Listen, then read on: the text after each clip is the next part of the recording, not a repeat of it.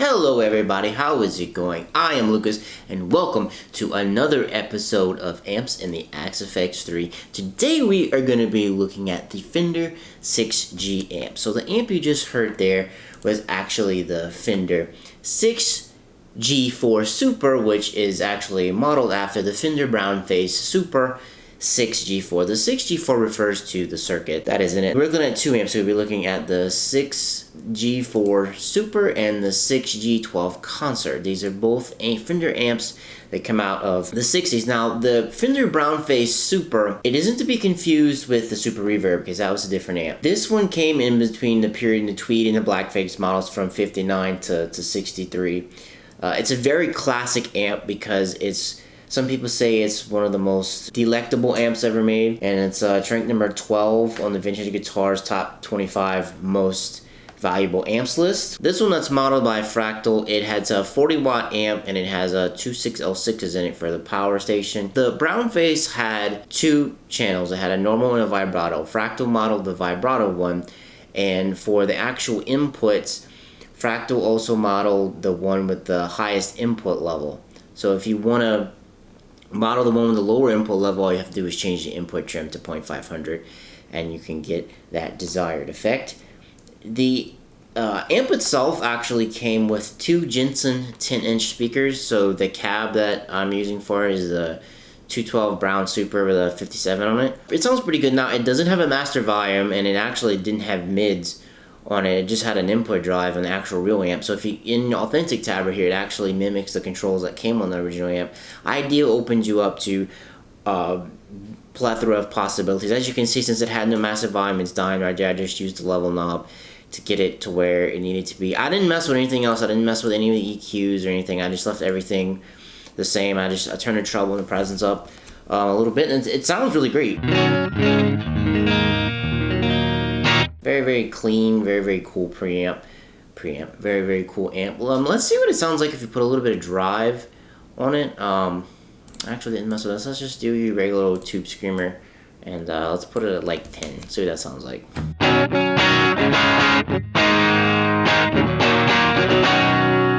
It's a little dirtier. Let's crank it up a little more.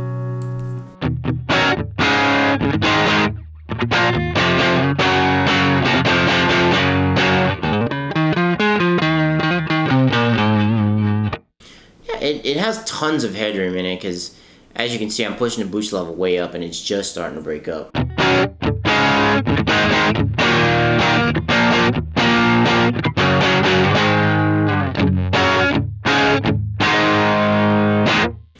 Another cool fact about this amp is I believe this was one of the very first amps that actually had two speakers in it, because everything before this only had one speaker apparently. And that is about gonna wrap things up for the Fender Brownface Super. Let's move right along to the next one we're gonna be talking about today, and that is gonna be the Fender Concert 612 Concert, 6G12 Concert, excuse me. This one is gonna be modeled after the Fender Brown Concert amp. Now, the Concert amp is actually a reworked Fender Pro, but it has four 12-inch speakers. So speaking of the speakers, come over here to cab. I'm using the 412 Bass Guy, the Bassman 57 speaker, or IR I should say, for this amp. And this amp is like super tall, it's super big, which this was also introduced in the 60s, just like the Brown Super we just played. And what's really interesting about this one is, while the Fender Bassman was actually made for bass, but it was actually adopted by guitarists, the Fender Concert was actually made to be more geared toward guitarists, but it was actually adopted by a bass player.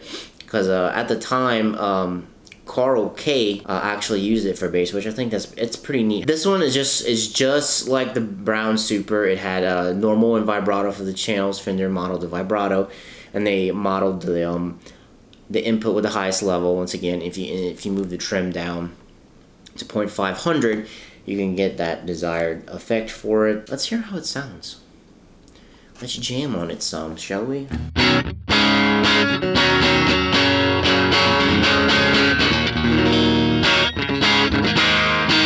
This is a way more open sounding amp for me, and this one has, once again, tons of headroom.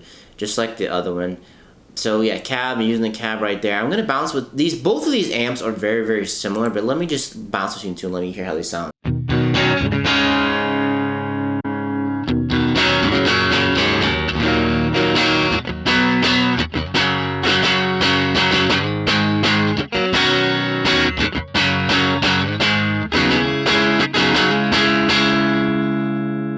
And as you can see on here, I just bumped the treble and the presence up a little bit to give it very lively. It's just exactly like the Brown Super. You don't have a master volume. You don't have any mids. The deal. See, I didn't touch any of that. I didn't touch anything. The speaker drive or the input and output EQs. I didn't touch anything in there. See, it's completely blank. It sounds really good just with single coil. I'm using my G&L Strat with DiMarzio noiseless pickups. Let's go into the preamp, and I'm gonna turn the boost on. Let's see what that sounds like.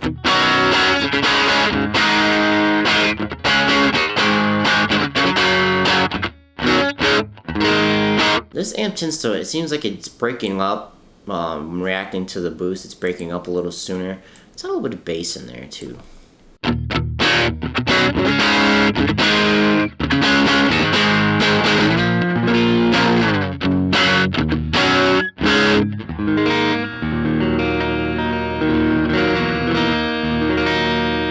Well guys, that's actually going to wrap it up for the Fender 6Gs.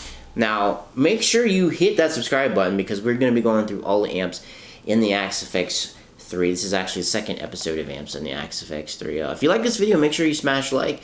And tell me, do you use the 6Gs in any of your patches?